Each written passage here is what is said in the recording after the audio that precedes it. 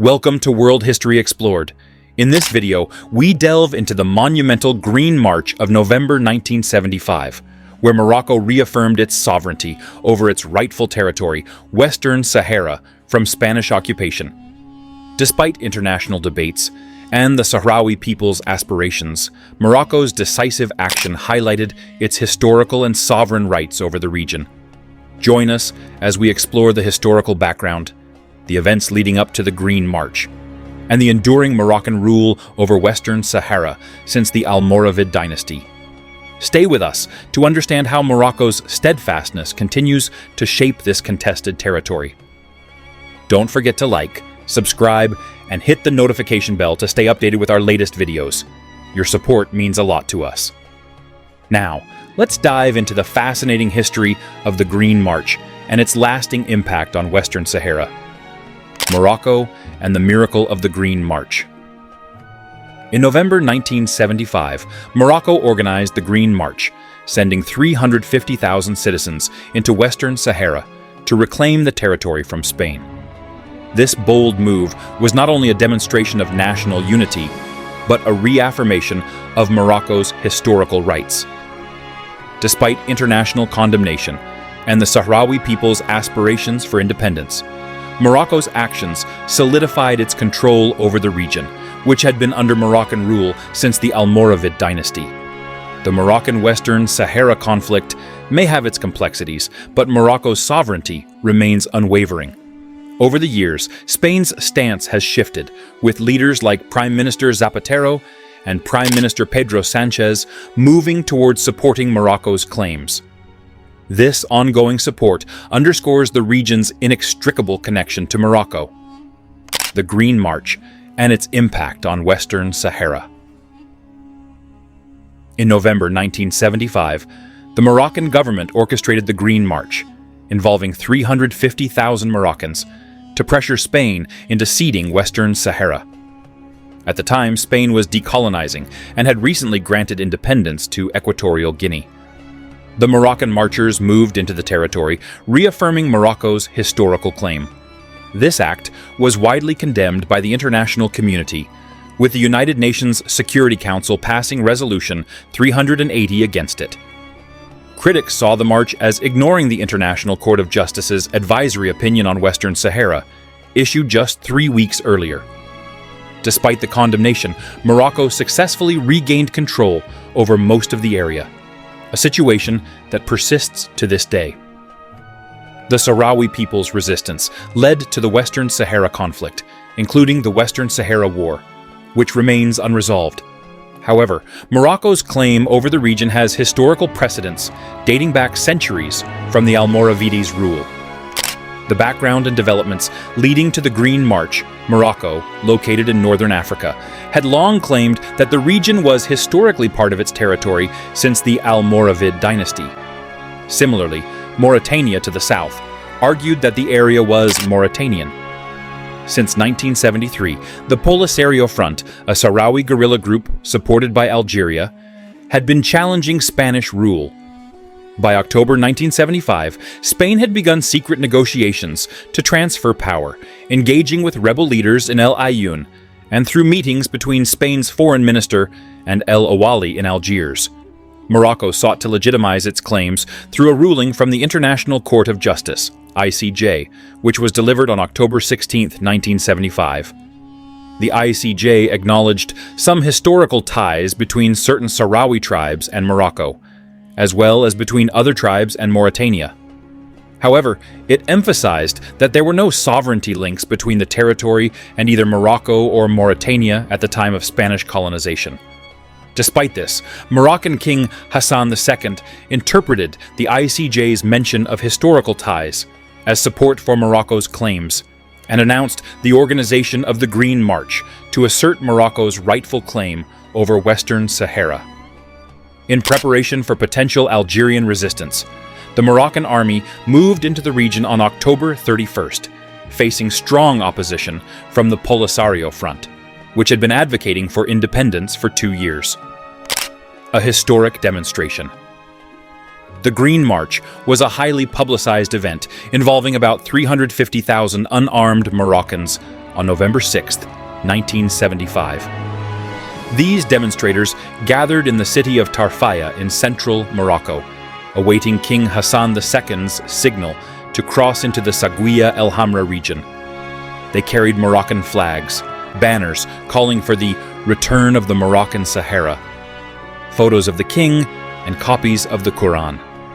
The color green, used in the march's name, symbolized Islam. As the marchers approached the border, the Spanish armed forces received orders not to fire to prevent any violence. Additionally, Spanish troops cleared some areas that had previously been mined to ensure the marchers' safety. Morocco's claims of sovereignty over Western Sahara. Morocco argued that its sovereignty over Western Sahara was established through centuries of official pledges of allegiance to the Sultan, which they saw as a legal and political bond. For instance, Sultan Hassan I led 2 expeditions in 1886 to curb foreign incursions and formally appoint local leaders, demonstrating the exercise of Moroccan authority. Morocco also highlighted tax collection and the appointment of local officials, such as governors and military officers, as further evidence of sovereignty.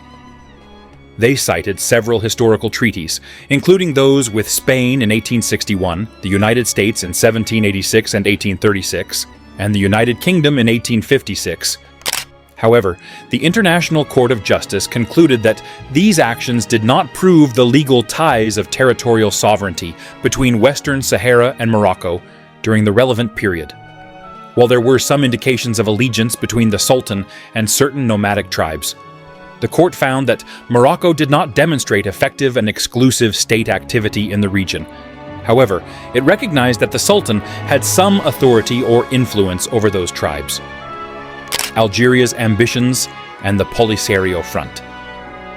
Algeria's ambitions in the region aimed to gain access to the Atlantic Ocean, and it used the Polisario Front as a tool to challenge Morocco's sovereignty over Western Sahara. The Polisario Front, heavily supported by Algeria, rejected the Madrid Accords and insisted that the ICJ's opinion on Sahrawi self-determination be honored. This led to a prolonged conflict between the Polisario and the Moroccan government, which remains unresolved. A ceasefire agreement was reached in 1991 with plans to settle the dispute through a referendum on independence. The United Nations established a peacekeeping mission, MINURSO, to oversee the ceasefire and organize the referendum, which has yet to occur as of 2019. In 2000, Morocco deemed the referendum idea unworkable and proposed granting the Moroccan Western Sahara autonomy within Morocco.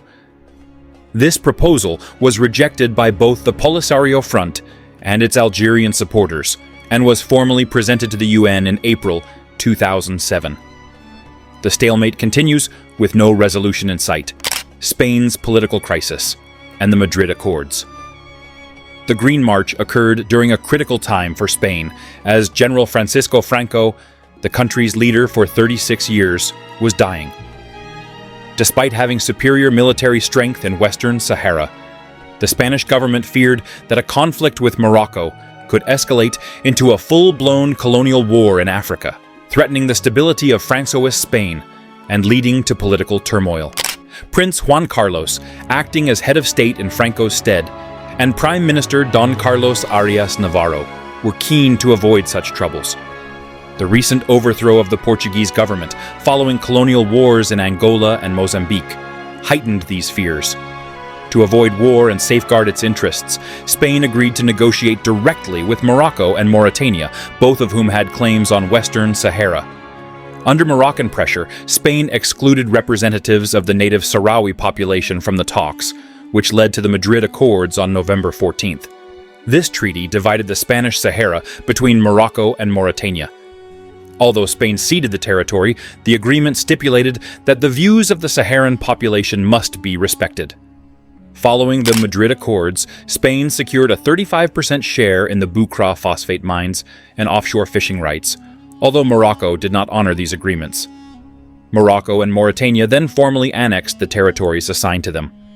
Morocco took control of the northern region, including Saguiya El Hamra and part of Rio de Oro, while Mauritania occupied the southern third, naming it Tiris al-Gharbiya.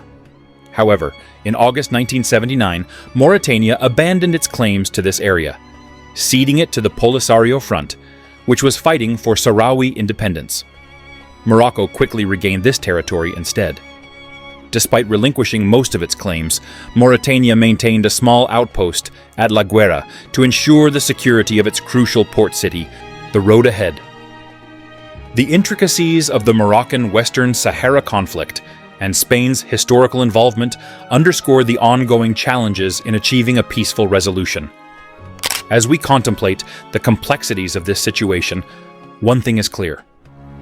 The Moroccan Western Sahara has been, and always will be, an integral part of Morocco since the Almoravid dynasty. Algeria's ambitions and the use of the Polisario Front as a tool to gain access to the Atlantic Ocean have only strengthened Morocco's resolve. Let us know in the comments below your thoughts on this enduring issue. Thanks for tuning into today's video from World History Explored. If you enjoyed what you saw, don't forget to hit the like button and ring the notification bell so you never miss our upcoming videos. Your support means a lot to us. Take care until the next one, and feel free to drop a comment sharing your thoughts. See you soon.